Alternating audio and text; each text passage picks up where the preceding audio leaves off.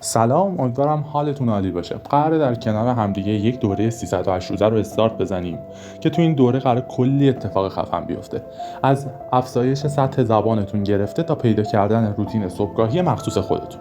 تو این دوره کلی پادکست داریم که راجع به دیدگاه‌های اشتباه افراد، راجع به هدف گذاری، باگای ذهنی که دارن و موضوعات دیگه کامل راجع به همشون صحبت میشه و قدم به قدم میریم جلو.